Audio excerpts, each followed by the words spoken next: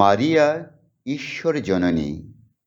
এই উপাধি শুধুমাত্র মারিয়ার মহিমা নয়, যিশুর সত্য পরিচয় ঘোষণা করে। যিনি মারিয়ার গর্ভে জন্মেছেন, তিনি শুধু একজন মানুষ নন, তিনি সত্য ঈশ্বর, সত্য মানুষ। তাই মা মারিয়া সত্যি ঈশ্বর জননী। যিশুর জন্মের পর চারপাশে আনন্দ, বিস্ময় ও নানান কথাবার্তা। মারিয়া কিছুই বুঝতে পারেননি, তবু তিনি সব কথা অন্তরে গেঁথে গভীরভাবে ধ্যান করেছেন। এই ঘটনা আমাদের শিক্ষা দেয় যে বিশ্বাস শুধু আবেগে নয়, ঈশ্বরের কাজকে হৃদয় গভীরে ধারণ করা। মারিয়ার মাতৃত্ব শুধুমাত্র যিশুর জন্য নয়, ক্রুশের নিচে যিশু তাঁকে আমাদের সবার মা করে দিয়েছেন। তাই তিনি কেবল অতীতের এক চরিত্র নন, তিনি আজও মণ্ডলীর মা, আমাদের সবার মা এবং আমাদের বিশ্বাসের সহযাত্রী।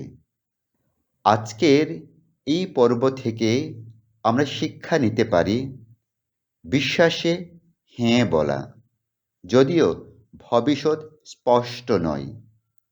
ধৈর্য সহকারে নীরবে ধ্যান করা, বিশ্বাস ভাবে যখন ঈশ্বরের কাজ ধীরে ধীরে প্রকাশ পায়। মা মারিয়ার মাতৃত্ব মণ্ডলীকে এক পরিবার করে তোলে। আজ নতুন বছরের শুরুতে আমরা মারিয়ার হাতে আমাদের জীবন অর্পণ করি। তিনি যেন আমাদের শেখান কীভাবে যিশুকে হৃদয়ে ধারণ করে এই জগতে তাঁকে প্রকাশ করতে হয়। হে মা মারিয়া, আমাদের আশীর্বাদ করো, আমরাও যেন তোমার মতো বিশ্বাসী ও আনুগত্যশীল মানুষ হতে পারি। আজকের মঙ্গল সমাচার রাখালদের মতো সরল হৃদয়ে যিশুকে খুঁজতে আহ্বান করে। রাখালেরা সমাজের সাধারণ মানুষ, তারাই প্রথম যিশুর সাক্ষাৎ পেল। এই ঘটনা আমাদের শিক্ষা দেয় যে মণ্ডলী ও সমাজে সাধারণ, দরিদ্র ও প্রান্তিক মানুষের মধ্যেই যিশুকে খুঁজে পাওয়া যায়। যাজক ও বিশ্বাসী হিসেবে আমাদেরকেও তাদের কাছে যাওয়ার জন্য আহ্বান করে। সাক্ষাৎ থেকে সাক্ষ্যদান। রাখালেরা যা দেখেছে, শুনেছে, তা অন্যদের জানিয়েছে। এই ঘটনা আমাদের শিক্ষা দেয় যে কাজ শুধুমাত্র শিক্ষা দেওয়া নয়, নিজের অভিজ্ঞতা ও বিশ্বাসকে মানুষের সাথে সহভাগিতা করা।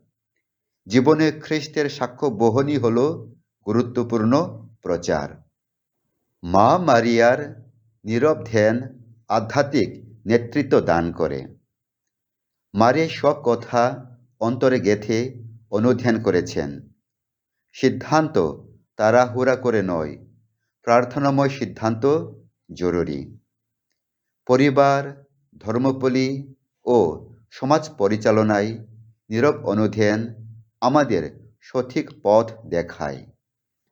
আনন্দে বিশ্বাস চর্চা। রাখালেরা আনন্দে ঈশ্বরের বন্দনা করতে করতে ফিরে গেল। আমরাও যেন আমাদের জীবনে ক্লান্তি ও কাজের চাপে আনন্দ হারিয়ে না ফেলি। যিশুর সঙ্গে সাক্ষাৎ সবসময় আনন্দ দান করে, তিনি আমাদের আনন্দের উৎস।